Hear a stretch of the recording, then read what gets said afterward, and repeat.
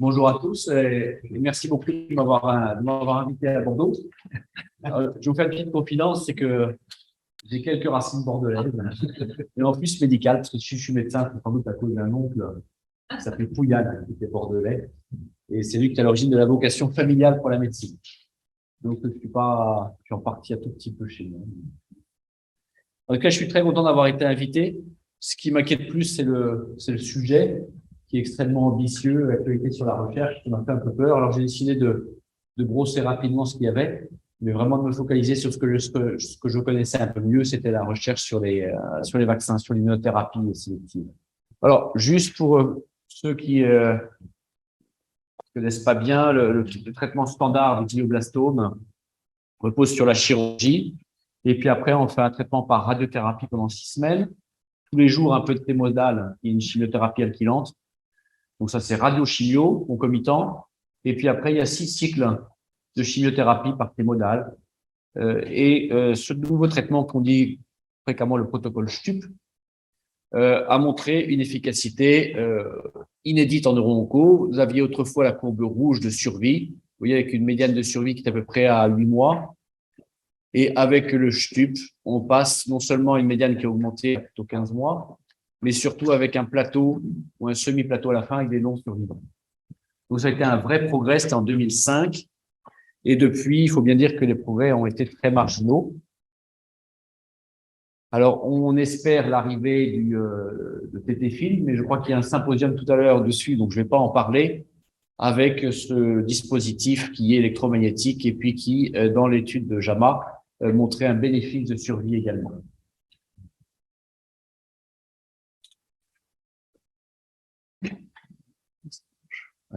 Alors, malheureusement, après une période de stabilité qui dure à peu près 6 à 9 mois, quasiment tous les patients récidivent, d'autant plus vite qu'ils ont un statut MGMT différent. Mais en tout cas, c'est vraiment quasiment inéluctable, les patients récidivent. Et la question, c'est qu'est-ce qu'on peut faire à la récidive chez ces patients? Et jusque-là, on utilisait les chimiothérapies, généralement alkylantes. Il fallait que la chimiothérapie passe bien la barrière pour être efficace. Et donc, on avait le temozolomide, mais on l'avait déjà mis en upfront. Il y avait les nitrosourés, le BCNU ou le CCNU. Et puis le carbo, éventuellement avec du VP16. Globalement, toutes ces molécules sont pas très efficaces. On a un taux de réponse qui est autour de 5%, et puis une médiane de survie qui est à 8 mois après la récidive.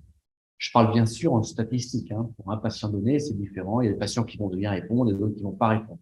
Mais en médiane, la survie, c'est de 8 mois.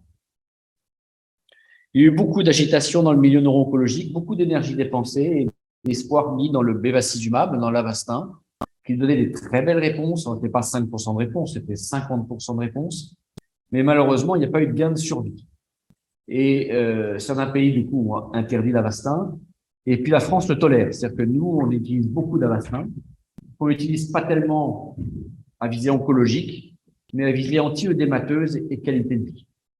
Et c'est vrai qu'il y a quand même un vrai gain pour les patients, les mettre sous Avastin, et souvent, leur score fonctionnel, leur autonomie est très, très, très améliorée. En tout cas, c'est quand même une situation qui est délicate. Et clairement, l'objectif de tous les services de neuro-oncologie, c'est de proposer des choses nouvelles aux patients, que ce soit des thérapies ciblées, je vais en dire un mot, et puis des protocoles.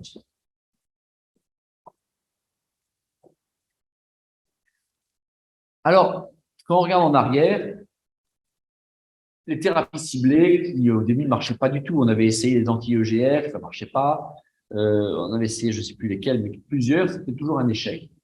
Mais si on regarde, on s'aperçoit quand même qu'il y a des beaux succès qui existent, que ce soit avec les inhibiteurs de BRAF, maintenant les traitements qui ciblent la mutation H3K27M, on parlera d'IDH1 après, et puis ces gènes de fusion NTRK. À chaque fois qu'il existe un bel antagoniste spécifique, on a des réponses tumorales qui sont quand même relativement satisfaisantes. Voilà, ça c'est une patiente du service. Vous voyez là, il y a une méningite tumorale, c'est le liseré blanc qui est autour de la moelle. Et puis en 2-3 semaines, elle était quasiment mourante, cette jeune fille.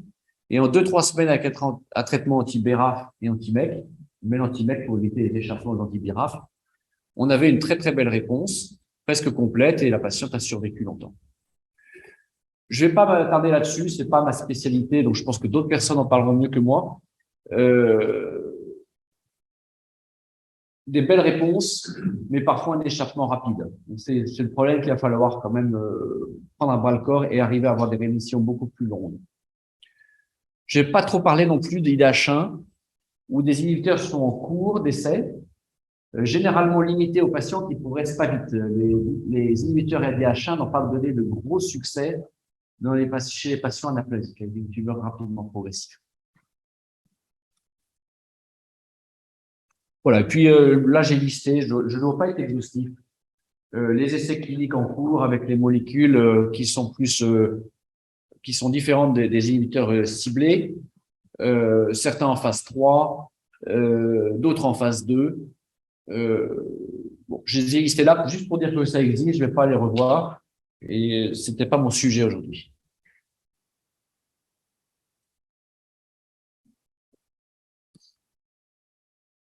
Voilà, on peut pas non plus ne parler des glioblastomes sans parler des anti-PD-1, qui était l'énorme espoir. Vu l'Avastin, c'est un énorme espoir qui était déçu. Et puis les anti-PD-1, qui est un énorme espoir.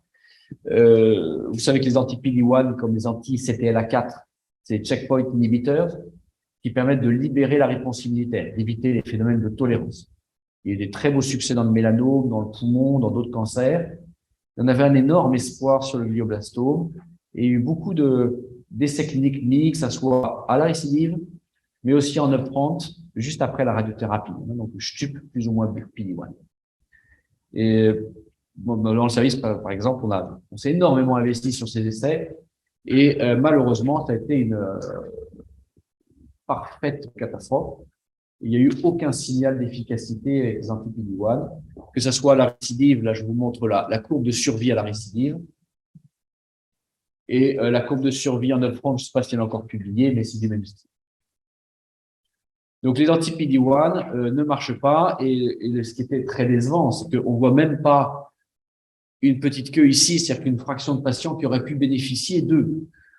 Mais en fait, on ne voit pas grand-chose chez l'adulte. Il y a quelques cas chez l'enfant, effectivement, de patients hypermutés, de jeunes enfants hypermutés, avec une instabilité génétique qui bénéficient des PD-1. Mais chez l'adulte, on n'avait rien vu de tel.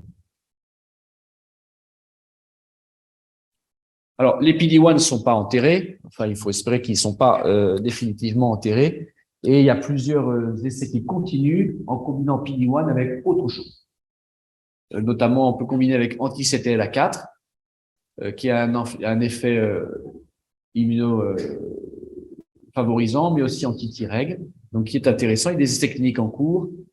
Il y a en combinaison avec le CD27, avec les anti-LAG, et puis les idéaux. Tout ça, c'est des essais qui sont actuellement en cours et dont on espère qu'il y aura une piste qui va s'ouvrir. Je voulais juste dire un petit mot sur idéaux, qui est, je trouve, intéressant. D'abord, c'est quand même très exprimé par les glioblastomes. Ça fait partie de ces molécules immunomodulatrices, quand même, qui sont très, très présentes dans un glioblastome et pour lequel, maintenant, il existe des traitements ciblés, des anti-idéaux. Le mécanisme serait médié par un métabolisme du tryptophane, donc idéaux, le métabolisme de tryptophane, qui fait un inhibiteur métabolique qui est la kynurénine, et ça va permettre d'inhiber la réponse immunitaire. Je mentionne brièvement cet article qui est, je trouve, là, un article intéressant en 2021, même si c'est pas un article dans Nature. C'est dans Clinical Cancer Research, où les auteurs ont montré que idéaux étaient induits par l'inflammation. Par exemple, la radiothérapie va créer une inflammation, va augmenter l'interféron gamma qui va induire idéaux. Et idéaux va augmenter le recrutement en fait, des macrophages dans la tumeur, et pas par un mécanisme enzymatique, donc pas par le métabolisme du tryptophane, mais par un effet direct. Et ce mécanisme-là, qui passe par CFH, va favoriser le recrutement des Tregs. Donc, dans cette cascade idéaux CFH, il y a probablement une nouvelle voie d'action thérapeutique qui pourrait peut-être être explorée. Voilà, là j'arrive sur le cœur de mon sujet, qui est plutôt les vaccins, donc tumeurs spécifiques. Là, on a fait des choses qui étaient plutôt idéaux, PD-1, des choses plutôt générales.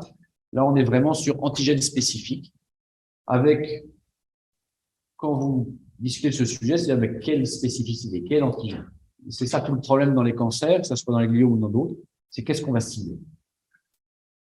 Alors, vous avez plusieurs manières de faire. Soit vous prenez un extrait tumoral, vous ne savez pas très bien ce que vous faites parce que vous ne savez pas ce qu'il y a dedans.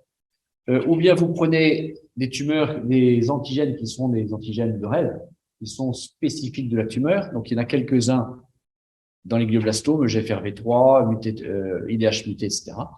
Ou bien des tumeurs qu'on dit associétés d'antigènes. Tumeurs associétés d'antigènes, c'est des antigènes qui sont peu exprimés chez l'homme adulte et qui sont surexprimés dans les tissus cancéreux. Alors, on va revoir ça un petit peu. Là, c'est les essais cliniques qui sont en cours et vous avez d'abord les extraits tumoraux avec DCVax, un extrait avec HSP 96 et Gliovax. C'est des essais qui posent problème. Alors, DCVax, ça fait beaucoup de publicité, beaucoup trop. A fait une phase 3 qui a commencé il y a, je crois, 6 ou 7 ans et dont les résultats ne sont toujours pas publiés. Donc, il y a un problème sur DCVax quand même. Quand on a des résultats positifs, on les publie. Si on les publie pas, c'est qu'ils sont peut-être pas si positifs. Les autres essais cliniques sont en cours, donc on n'a pas les résultats de ça. Ce qui est gênant là-dessus, c'est comment est-ce que vous faites des extraits tumoraux, hein. Qu'est-ce qu'on appelle un extrait tumoral? Est-ce que c'est fiable? Est-ce que c'est reproductible? L'autre source d'antigènes, c'est les antigènes tumeurs spécifiques. Alors, on a des merveilleux antigènes. Il y a UFRV3, qui est une forme splicée du récepteur allogène, qui est très exprimée dans les tumeurs, on va en parler. Il y a UND7 phase 3. Il y a une mutation IDH1 ou 2, qui est très spécifique, qui est très précoce dans l'oncogénèse et qui est passionnante parce qu'elle est constante jusqu'au décès du patient. Donc, les cellules tumorales continuent d'exprimer la mutation IDH, de rares exceptions. Donc ça, c'est une très belle cible. Hein. On a envie de dire c'est ce qu'on appelle une driving mutation. Et il y a plusieurs essais qui sont en cours, on va en parler. Il y a l'histone qui concerne une sous-fraction de malades, souvent les gliomes de la ligne médiane ou celle des enfants, avec un épitope qui est possible. Mais cet épitope est extrêmement peu immunogène. Hein. On a essayé de le manipuler au laboratoire. Pour obtenir une réponse immunitaire contre cet épitope, c'est très limité. En tout cas, il y a des essais qui sont en cours. Et puis, il y a eu plusieurs essais, notamment publiés dans Nature, avec ce qu'on appelle le néoépitope. Une tumeur, quand elle s'emballe, elle commence à faire des erreurs de transcription. Elle fabrique des protéines qui ont des aberrations. Et ça fait des nouveaux sites antigéniques spécifiques de la tumeur qui ne sont pas dans l'organisme. Et donc, ces néoépitopes sont théoriquement des très belles cibles tumorales, à condition que ces néoépitopes soient importants. S'il suffit juste de les éliminer, puis la tumeur sélectionne un clone qui n'exprime pas le néoépitope, on a tapé sur la tumeur pour pas grand-chose. C'est le problème des néoépitopes. Hein. Est-ce que le néoépitope est indispensable à la croissance tumorale? Alors, on va juste parler de quelques exemples. EGFRV3, qui était formidable, hein, c'était quasiment la moitié des glioblastomes surexpriment le GFR récepteur. Et dans la moitié des cas, ou dans 30% des cas, ce récepteur est splicé. Et ça, c'est purement spécifique des glioblastomes. Et donc, c'était un bel antigène tumoral, spécifique du glioblastome, et très fréquemment présenté, et en plus à la surface. Donc, il y a eu un essai qui s'est monté où on faisait le STUP, et puis après le STUP, les patients étaient randomisés, temozolomide versus temozolomide plus vaccin anti-EGFRV3. Et ils avaient obtenu des bons résultats puisqu'il y avait à peu près 40% des patients qui développaient une réponse immunitaire mesurable en périphérie anti-EGFRV3. Malheureusement, c'était l'essai Intelence, ça a été très, très décevant puisque là, Veller a publié ça en 2017. Vous avez une courbe de survie qui est strictement superposable entre le contrôle et le vaccin anti-EGFRV3. Je pense que l'explication est relativement simple, c'est que cette c'est comme un exemple de néoépitope finalement. La tumeur a arrêté d'exprimer le GFRV3 et a sélectionné des clones qui ne l'expriment pas. Et donc, ça souligne l'intérêt de prendre un antigène qui est indispensable à la croissance tumorale. Sinon, on aura toujours ce phénomène d'échappement. Là, c'est un peu la même chose. C'est un article de Nature, publié récemment par un groupe allemand et suisse, avec notamment Pierre-Yves Dietrich, qui est à l'origine de ces antigènes.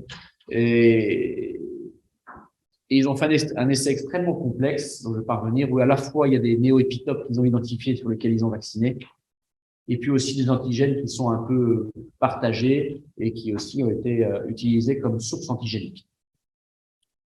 Ils ont publié dans Nature un article montrant qu'il y avait des réponses immunitaires, et je montre juste cet article qui est de grande valeur, bien sûr, mais c'est pour dire qu'est-ce qu'on appelle une réponse immunitaire. Il faut regarder l'abscisse ici, là, ou l'ordonnée, plus exactement. Et là, vous avez le taux de CD8 circulant. Et là, vous avez des taux de 0,02% de CD8. On ne peut pas dire que c'est une réponse immunitaire. C'est le bruit de fond. Ça s'appelle le bruit de fond. Hein. Il faut une réponse qui est au minimum 0,05% de T-cells circulant. Quand vous avez une grippe, vous montez à 1 ou 2%. On ne reste pas à 0,02%. Hein. Donc, c'est extrêmement faible. Donc, ils ont effectivement, c'est possible, c'est probable, une petite réaction immunitaire, mais extrêmement limitée, et en tout cas pas suffisante pour dire qu'on va avoir un effet thérapeutique.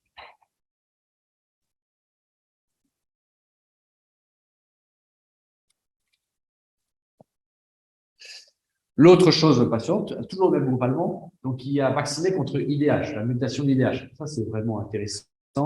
Donc, cette mutation IDH crée un site immunogène qui est ce qu'on appelle CD4 et pas CD8. Ça va activer des lymphocytes helpers qui vont favoriser l'inflammation.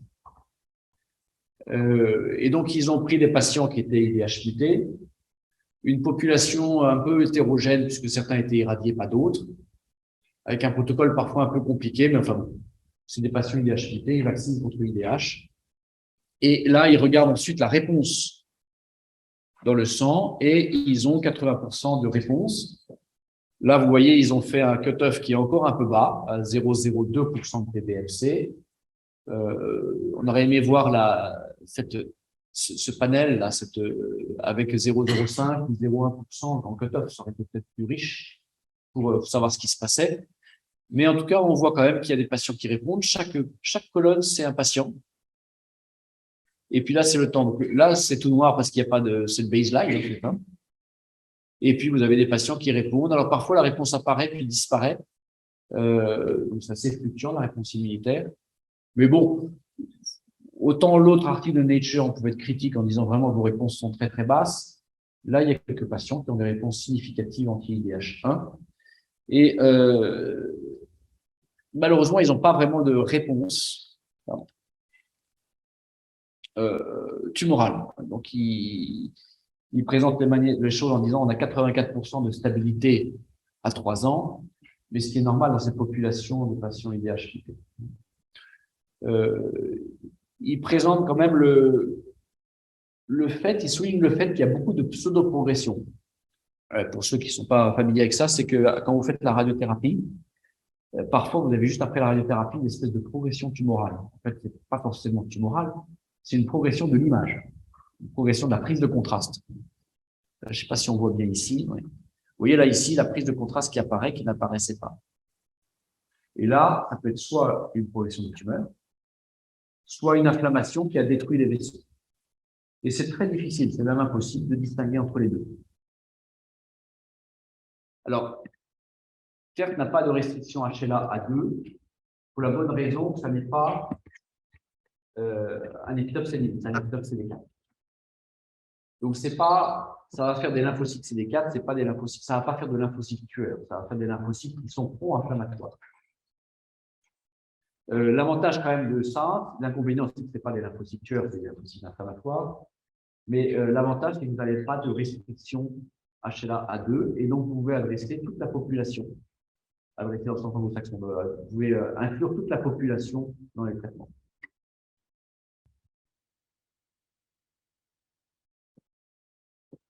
Et donc, voilà, nous avons donc un essai clinique dont on va parler, dans lequel Bordeaux participe sur TERT. Alors, TERT, je ne connaissais pas très bien il y a encore 2 ans. C'est la télomérase. Quand une cellule se divise, elle perd à peu près 50 à 100 nucléotides dans les télomères, en bout de chromosome. Et à ce train-là, le chromosome devient trop court et la cellule meurt. Il faut à peu près 50-70 divisions pour que la cellule meure. Donc, aucune cellule ne peut théoriquement se repliquer plus que 50-70 fois. Sauf si elle surexprime la télomérase, qui permet de réparer ces petites séquences répétitives en bout de chromosome à chaque cycle. Et du coup, ça rend la cellule immortelle.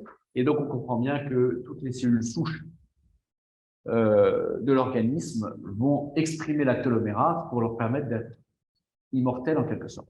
Donc, c'est exprimé par dans la moelle osseuse, dans le thymus, dans quelques lymphocytes, dans les spermatocytes, et aussi dans quelques cellules souches épithéliales.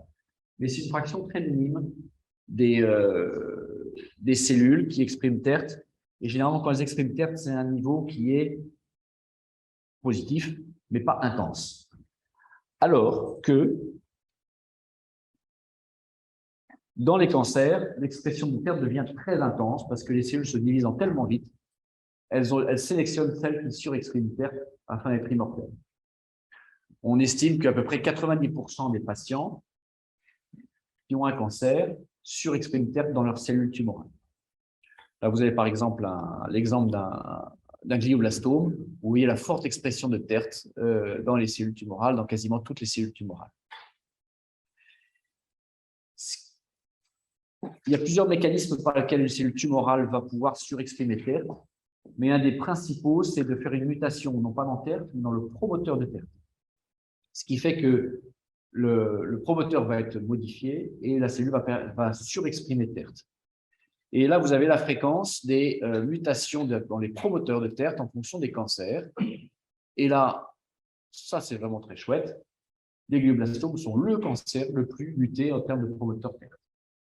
C'est la mutation la plus fréquente dans les glioblastomes. C'est 80% des glioblastomes ont une mutation TERT dans le promoteur de TERT. Donc là, ça me plaît bien parce que moi, ça m'interpelle. On a quand même une mutation qui est significative. 80%, c'est énorme. Et c'est le meilleur cancer en termes de statistiques pour cette mutation de TERT.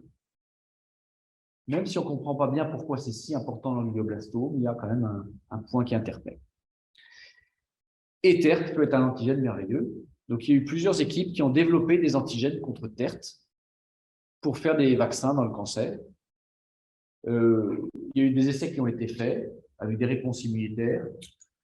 Il faut dire pas beaucoup de réponses encore, mais on fait là le premier essai, il me semble, dans le glioblastome en vaccinant contre TERT. Et donc, c'est Olivier Adotevi qui travaille à Besançon, avec qui je travaille beaucoup maintenant, qui a développé deux épitopes à lui, donc UCP2 et UCP4, qui sont des épitopes MHC classe 2, donc CD4, hein, pas CD8, donc qui ne sont pas restreints pour la HLA 2.01, et qu'il a mené lui d'abord dans le coup. Et puis, en discutant ensemble, on a décidé de faire une extension de sa corde dans le poumon pour le glioblastome, et qu'on a commencé d'abord sur Saint-Louis, puis après on a généralisé, et Bordeaux, et bien sûr, participe maintenant à cette cohorte, où globalement, les patients font leur radiothérapie, et juste après la radiothérapie, on commence la vaccination anti-TERT, avec un design un peu compliqué qu'on va simplifier au fur et à mesure. Quand on utilise des peptides, c'est toujours un peu compliqué, il faut ce qu'on appelle un adjuvant. Sinon, le peptide est immédiatement dégradé. Vous mettez un peptide en sous-cute, ça demi-vite et quelques heures. Vous n'avez pas le temps d'amorcer une réponse immunitaire. Donc, il faut mettre un adjuvant à la fois pour le protéger, puis pour booster la cellule immunitaire. Et là, il a pris le Montanide, qui est l'adjuvant qui est disponible actuellement. Nous avons fait tous ensemble une première cohorte de 31 patients, dont les résultats, il faut qu'on les compile. Mais en tout cas, il y a une très bonne tolérance. Il y a une excellente réponse immunitaire. On a presque 100% des patients qui développent une réponse CD4 avec un taux de réponse qui est au-dessus de 0,5% largement. Et puis, il faut qu'on fasse la courbe de survie. On attend les données des différents centres pour faire la courbe de survie, savoir si on a un impact sur la survie. Puis, comme on était content, on a fait une deuxième cohorte qui est en cours. Les inclusions sont ouvertes, et Bordeaux est dedans, bien sûr, et qui se limite aux patients qui sont MG méthylés. Donc, on a 28 patients qui sont, on doit être à 10 ou 15, donc il reste encore de la place. Et probablement, on va augmenter la cohorte. Avec Olivier d'Otéville, on vient de soumettre un PHRC pour le futur de ça, ou globalement, maintenant, à faire anti-TER plus anti-PD-1. Donc, on a envoyé l'aide d'intention avant-hier, là. Et donc, ce sera un essai randomisé, même design, radiothérapie plus TEMO, d'un côté UCP-VAX plus anti-PD-1, et de l'autre côté, le témothérapie, le bras contrôle. Et on espère commencer rapidement.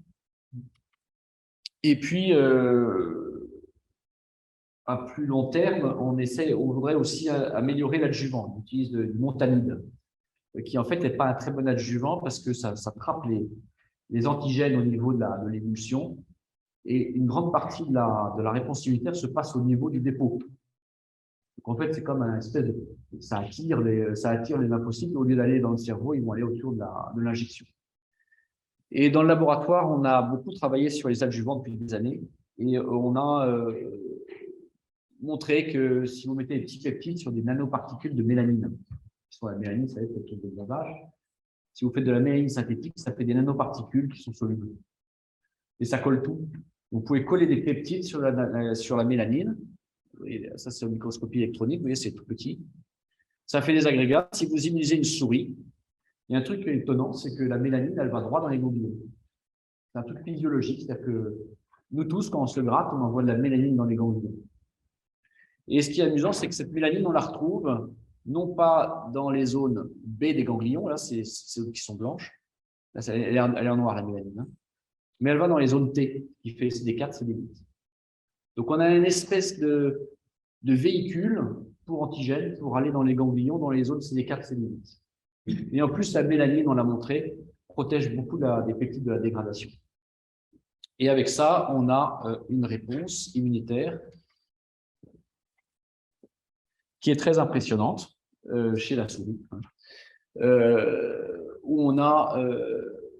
ça, c'est une réponse immunitaire chez les souris. Plus la barre est haute, plus la réponse est forte. Donc ça, c'est avec la mélanine. Et puis là, ici, c'est le montanide qui est actuellement utilisé. Vous voyez qu'avec des doses antigènes extrêmement faibles, 2 microgrammes, ce qui est très faible pour cet antigène, on a des réponses significatives qu'on n'a pas avec le montanide. Et puis cette réponse, elle est assez durable, puisque avec une seule injection, vous avez une réponse immunitaire qui dure 4 mois. Donc c'est aussi un critère important dans les vaccins, d'avoir une réponse immunitaire qui dure. On a suffisamment parlé avec les vaccins ARN et Covid.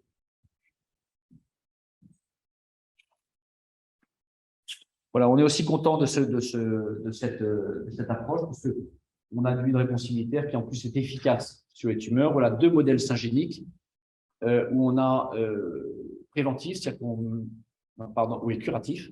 Donc, vous mettez la tumeur et puis quelques jours après, vous commencez à vacciner. Là, vous avez les groupes contrôle avec la tumeur qui pousse. Ça, c'est avec le montanide. Et puis ça, c'est avec la mélanine. Vous avez un effet tumoral assez marqué, mais c'est une tumeur qui s'appelle E7-OVA. C'est pas le championnat du monde. C'est une tumeur qu'on peut facilement soigner. C'est juste une preuve de concept. Par contre, plus amusant, plus intéressant, c'est cette lignée syngénique d'Olivier d'Otéville qui est SARC. Et là, chez les souris humanisées, en vaccinant contre TERT, avec la mélanine, mais pas avec le CPG, notre adjuvant, on a un effet antitumoral. Et donc, l'idée, c'est de dire, voilà, UCP-VAX, on va faire un nouvel essai UCP-VAX avec un nouvel adjuvant qui sera mieux que le montanide. Et ça, on espère commencer en fin d'année prochaine.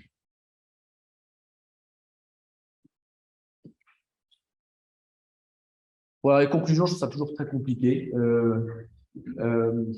Surtout quand ce qui est sûr, c'est qu'on réfléchit tous, que le malade est toujours malade, que il y a quand même, comme je vous ai dit, ce qui est surprenant, c'est que c'est quand même la thérapie ciblée qui a donné les plus beaux résultats depuis quelques années, depuis le STUP, et que de plus en plus, là, on se dirige vers une médecine qui est par sous-groupe de patients, ce qui pose des challenges en termes d'organisation des essais cliniques et du budget aussi des essais cliniques, parce qu'un essai clinique coûte très cher.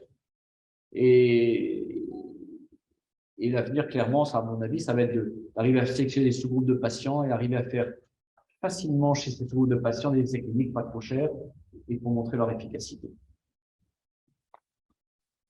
Voilà, et puis je voulais finir par remercier un peu tout le monde.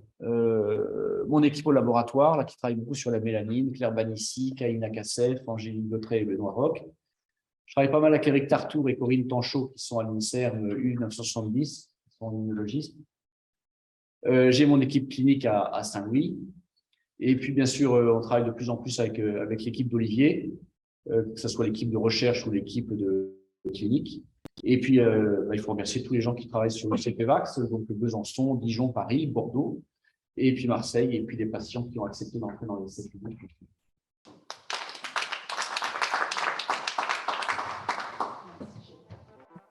Merci, professeur Carpentier, pour cet exposé.